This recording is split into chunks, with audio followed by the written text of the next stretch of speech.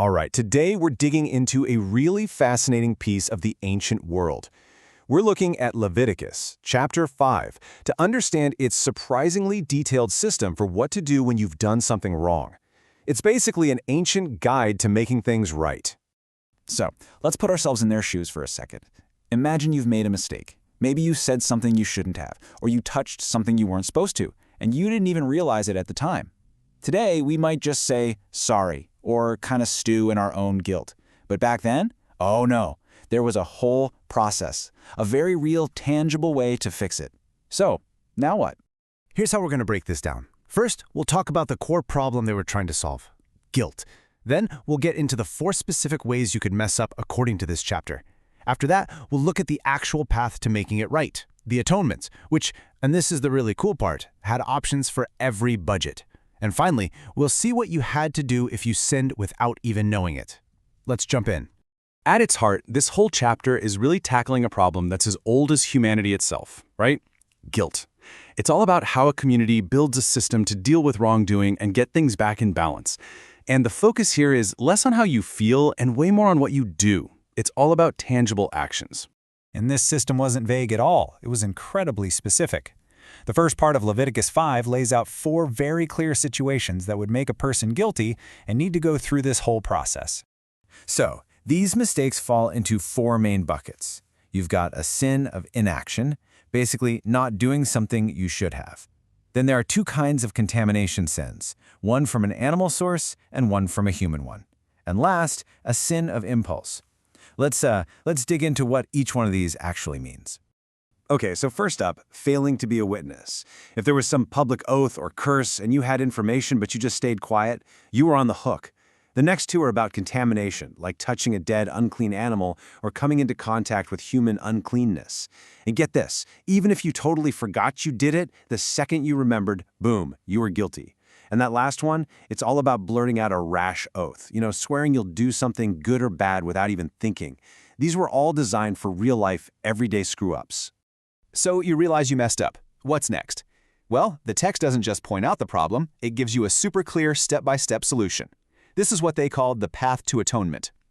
Now, what I find fascinating is the very first step. Before any offering, before anything else, the person had to actually confess, out loud, the specific thing they did wrong. This wasn't just a generic, "I'm sorry."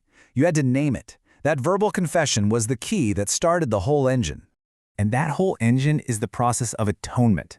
In this context, it's not just a feeling or a spiritual idea. Nope, it was a physical procedure for making things right. It meant bringing a specific offering to the priest, who would then perform a ritual that basically restored your good standing in the community and with God.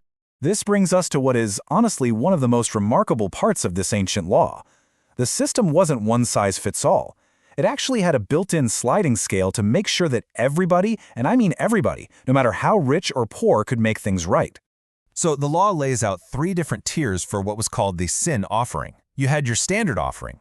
But if you couldn't afford that, no worries. There was a more affordable option. And if even that was too much for you, there was a third, super accessible option.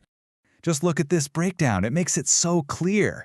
The standard offering was a female lamb or a goat, pretty significant. But if you couldn't swing that, you could bring 2 turtle doves or pigeons. And for the poorest person, all they needed to bring was a small amount of fine flour. The point was that your bank account didn't lock you out of justice. And there's this really cool detail about the flour offering. The text is very clear. You're not supposed to add any oil or frankincense to it. Why? Well, because this was strictly a sin offering. This wasn't a celebration, it wasn't a gift, it was a stark, simple symbol of making amends. It was serious business.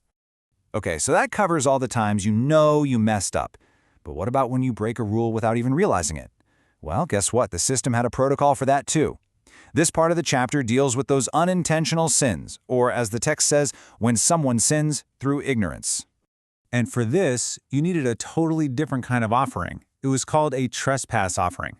This was specifically for those situations where you did something wrong, but had no idea you were doing it, especially if it was related to something sacred or one of the big commandments. Now, the rules here were a little different. The offering was always a ram, no sliding scale this time. And if your mistake was against something holy, it wasn't enough to just bring an offering. You also had to make financial restitution. You had to pay back the value of whatever harm you caused, plus a 20% penalty. So it was a system of both ritual and economic repair. So let's just put these side by side to make it super clear. The sin offering, that's for when you knew what you did and it had that awesome tiered system based on what you could afford. The trespass offering, that's for when you messed up by accident. It required a specific offering, a ram, and often came with a financial penalty to make things whole again. Two different problems, two different tailored solutions. So, what's the big takeaway here? I think it's that this ancient system was incredibly thorough. It was designed to cover all the bases, providing a clear path forward for the mistakes you knew you made and the ones you made in ignorance.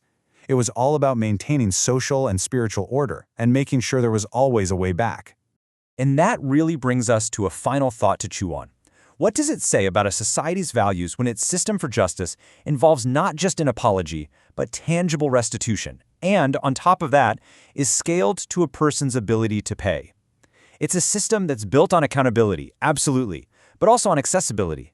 It's just a fascinating model designed to make sure that everyone had a pathway to making things right.